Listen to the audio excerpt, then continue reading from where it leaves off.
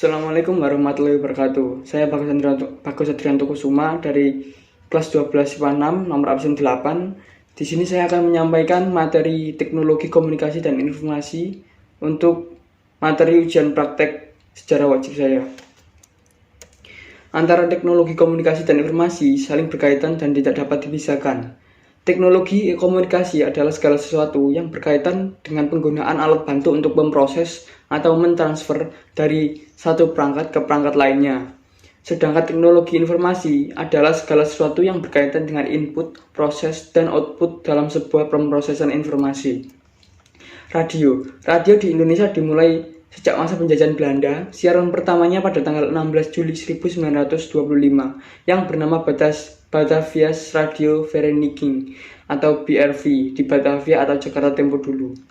Di masanya, Netherlands Indische Radio Omroep Mitch atau NIROM digunakan oleh pemerintah Hindia Belanda untuk mempertajam kuku pemerintahan.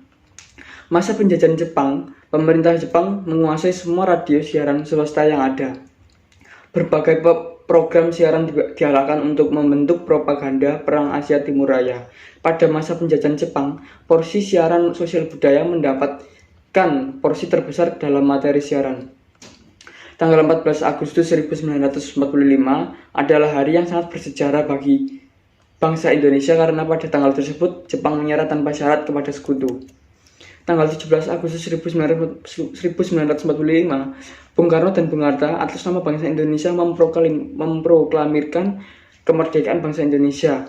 Di sini, radio siaran memiliki peran yang sangat penting dalam menyebarluaskan isi teks proklamasi kepada seluruh rakyat Indonesia dan dunia.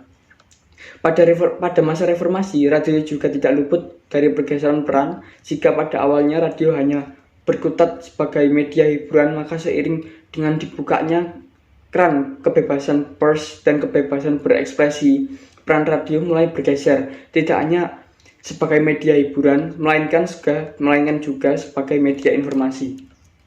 Televisi TVRI memulai siaran perdananya di 17 Agustus 1962. TVRI menyiarkan peringatan Hari Kemerdekaan Republik Indonesia dari halaman Istana Merdeka, Jakarta pada saat itu. Presiden Soekarno memiliki andil yang cukup besar dalam pembangunan TVRI sebagai stasiun televisi yang pertama di Indonesia. Di tanggal 24 Agustus 1962, TVRI kembali menyiarkan siaran langsung upacara pembukaan Asian Games keempat dari Stadion Gelora Bung Karno. Hari inilah yang sampai kini diperingati sebagai hari ulang tahun TVRI. Setelahnya, TVRI mulai menyiarkan tayangan televisi secara reguler kepada masyarakat. Pemerintah pun mengeluarkan Kepres tentang pembentukan TVRI Foundation yang bertugas menjadi badan yang mengatur penyiaran TVRI. Di tahun awalnya, TVRI mampu menjaring 10.000 pemilik televisi di Indonesia. Saat ini banyak sekali televisi swasta yang meramaikan dunia pertelevisian di Indonesia. Baik siaran televisi membawa dampak tersendiri baik yang bersifat positif maupun negatif. Telepon seluler. Sejarah perkembangan telepon seluler di Indonesia dimulai pada tahun 1984 sebagai negara yang pertama kali mengadopsi teknologi seluler secara komersial. Pada saat itu menggunakan teknologi NMT dari Eropa dan AMPS dengan sistem analog yang dikenal sebagai generasi 1G. Di tahun 1995 mulai menggunakan teknologi CDMA melalui operator Ratelindo pada wilayah Jawa Barat, Banten, dan Jakarta. Telepon seluler generasi 1G ini memiliki berat dan ukuran yang besar. Pada tahun 1993 mulai diperkenalkan teknologi GSM yang dikenal sebagai generasi 2G. Untuk memperlancar teknologi ini dibangun 3 server BTS di Batam dan Bintan.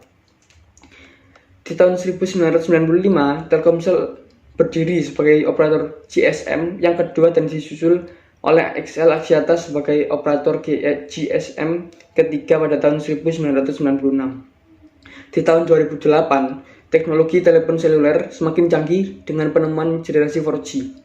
Sejarah perkembangan HP di Indonesia dimulai dari telepon seluler berbentuk kotak yang berat dan memiliki antena. Teknologi HP semakin berkembang dengan penemuan telepon seluler berukuran lebih kecil. Internet. pada awal tahun 1990-an, di mana jaringan internet di Indonesia lebih dikenal sebagai paguyuban network. Seturut dengan perkembangan teknologi, maka perkembangan internet di Indonesia menjadi lebih komersial dan individual, terutama yang melibatkan perdagangan internet.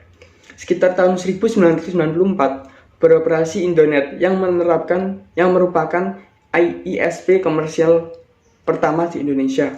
Kemudian berkembang lebih lanjut di tahun 1995 dengan beberapa BBS atau Bulletin Board System di Indonesia yang menyediakan jasa akses telnet ke luar negeri. Dengan memiliki remote browser link di Amerika Serikat, maka pemakai internet di Indonesia bisa akses internet HTTP atau Hypertext Transfer Protocol.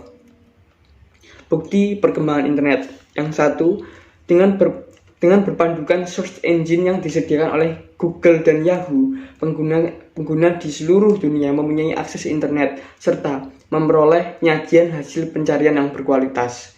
Yang kedua, perkembangan internet di Indonesia juga telah mempengaruhi stabilitas ekonomi. Yang ketiga, fasilitas internet yang telah tersedia dan digunakan di tempat umum. Sekian dari saya. Terima kasih atas perhatiannya. Wassalamualaikum warahmatullahi wabarakatuh.